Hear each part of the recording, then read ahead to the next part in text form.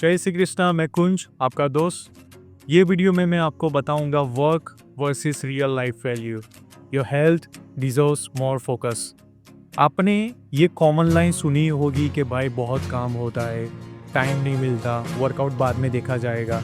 लेकिन आप अगर इंडिया में देखने जाओगे तो अभी इंडिया ग्रो तेज़ी से कर रहा है, पैसे भी ग्रो कर रहे हैं, करियर भी ग्रो कर रहा है, लेकिन साथ साथ डिजीज़ भी सबसे ज़्यादा रिकॉर्ड की जा रही है।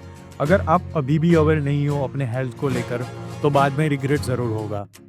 वर्ल्ड हेल्थ ऑर्गेनाइजेशन के अकॉर्डिंग फिजिकल इनएक्टिविटी आज दुनिया के टॉप 5 कॉजेज में से एक है अर्ली एज का। और जब बात इंडिया की आती है, डेटा और भी शॉकिंग है। रिपोर्ट्स के हिसाब से लगभग हर 2 में से एक इंडियन एडल्ट फिजिकली इनएक्टिव है। मतलब 50% लोग डेली मूवमेंट तक नहीं कर रहे हैं। और फिर हम सरप्राइज होते हैं जब डायबिटीज़, हार्ट अटैक और बीपी यंग एज में आ जाता है।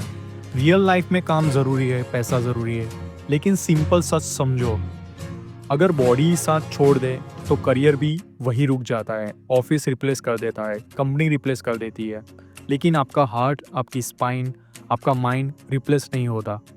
WHO क्लियरली रिकमेंड करता है कि हर एडल्ट को मिनिमम 150 मिनट्स मॉडरेट एक्सरसाइज या 75 मिनट्स इंटेंस एक्सरसाइज वीकली करनी चाहिए। इसका मतलब डेली सिर्फ 20 से 30 मिनट्स का वर्कआउट या ब्रिस्क वॉक। ना जिम कंपलसरी है, ना हैवी इक्विपमेंट, फिर भी मेजॉरिटी लोग ये बेसिक रिक्वायरमेंट तक पूरी नहीं करते। अगर हम रिकॉर्ड की बात करें तो यहाँ पे India status and health report 2024 and 2025 according WHO, NFHS, national family health survey and Lancet studies के हिसाब से आप देख ही सकते हो स्क्रीन पर, जहाँ पर age wise unfitness health issue दिखाया गया है, जहाँ पे age group less than 5 years से लेके 60+ ईयर्स तक रह चुकी है।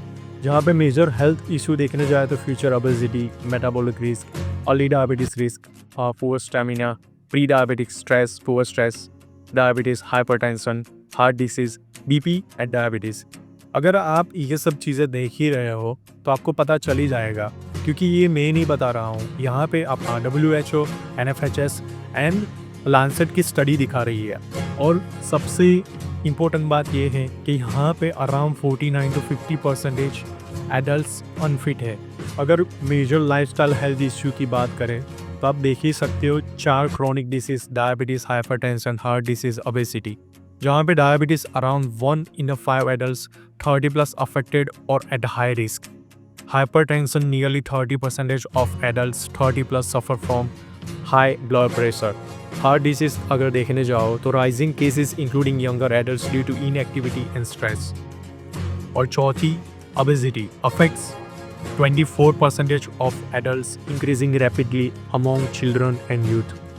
और जब हम जिम की बात करते हैं तब सबके माइंड में यही आता है कि भाई जिम जाने के लिए वक्त नहीं होता, लेकिन आपको एक्सक्यूजेस ज़्यादा ही मिलते रहेंगे, क्योंकि बंदे को काम करना होता है, लेकिन उसके साथ में हेल्थ को अगर कौन रखेगा। अगर आप ऐसा ही सोचते हो कि मेरे पास टाइम नहीं है, तो मैं आपको ऐसा नहीं कहता कि आप डेली जिम जाओ, आप एक्सरसाइज रूटीन में ऐड कर ही सकते हो। मतलब अगर आप डेली इनफ स्क्रीनिंग टाइम के लिए रखते हो, इंस्टाग्राम के लिए या तो रील स्क्रॉल करने के लिए, तो आप अपने आप के लिए इतना टाइम तो निकाल ही सकते हो। फिर बाद में अगर आप ऐसा सोचते हो कि हमारे पास इक्विपमेंट्स नहीं है या तो हमारे पास इनफ टाइम नहीं है जिम ज्वाइन करने के लिए, तो आप घर से भी वर्कआउट स्टार्ट कर ही सकते हो। क्योंकि मैंने शुरुआत के दिनों में घर से ही वर्कआउट स्टार्ट किया था। मैं भी ऐसा ही सोचता था कि भाई मेरे पास टाइम नहीं है, मैं जिम कैसे जाऊंगा। एक्चुअली मैंने 4 बार जिम भी ज्वाइन कर चुका हूँ, लेकिन वही होता था कि फर्स्ट मंथ में मैं 20 डेज़ गया था। फिर सेकंड टाइम मैंने जब ज्वाइन किया तब करीबन 1 हफ्ता या तो 10 दिन ही गया था। फिर बाद में ऐसा ही होता रहा, लेकिन उसके साथ साथ मैं अवेयर था हेल्थ को लेकर, तो मैंने घर से ही वर्कआउट स्टार्ट किया था। मैंने सोचा कि हफ्ते में 4 बार तो मैं करूँगा ही वर्कआउट, लेकिन मैंने वो एक आदत बना दी। सेडेंटरी लाइफस्टाइल का मतलब सिर्फ मोटा होना नहीं होता। रिसर्च दिखाता है कि जो लोग फिजिकली इनएक्टिव होते हैं उनमें हार्ट डिजीज़ का रिस्क 30 to 35% ज़्यादा होता है। टाइप 2 डायबिटीज़ का रिस्क ऑलमोस्ट डबल होता है। एंग्जाइटी, डिप्रेशन और पुअर स्लीप का रिस्क भी काफ़ी हाई होता है। और सबसे डेंजरस बात यह है, सब स्लोली होता है। ना पेन होता है ना वार्निंग। एक दिन रिपोर्ट आती है और लाइफ का फ्लो ही हिल जाता है। अब कंपेयर करो हेल्दी लाइफस्टाइल वालों से, जो लोग रेगुलर एक्सरसाइज करते हैं।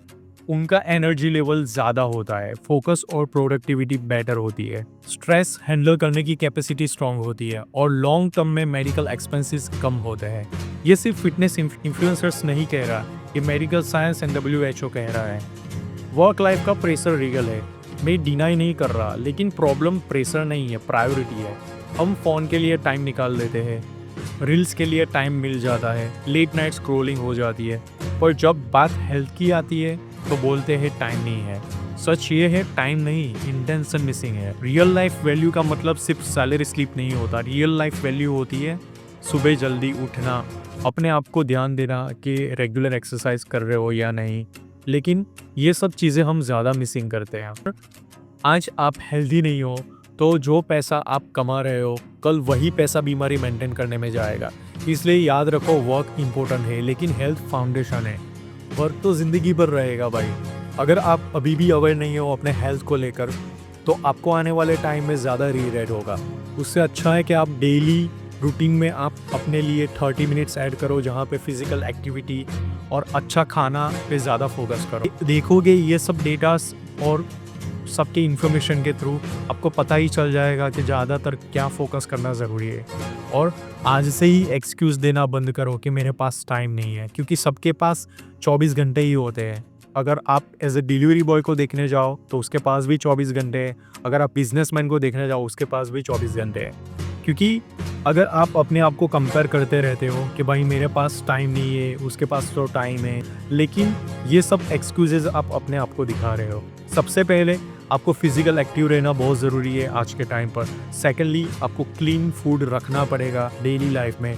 और थर्ड पॉइंट हो गया, आप जो भी खाना खाते हो उसमें इनफ प्रोटीन होना ही चाहिए अगर आपको हेल्दी लाइफस्टाइल चाहिए तो। क्योंकि हमारा डाइट सबसे ज़्यादा कार्बोहाइड्रेट्स एंड हेल्दी फैट्स के डिपेंड पे रहता है।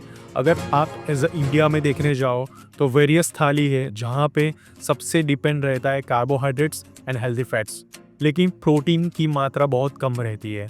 तो आपको वो ध्यान देना ज़रूरी है कि अगर आप ब्रेकफास्ट, लंच या डिनर रहे हो तो आपको प्रोटीन ऐड करना ही पड़ेगा।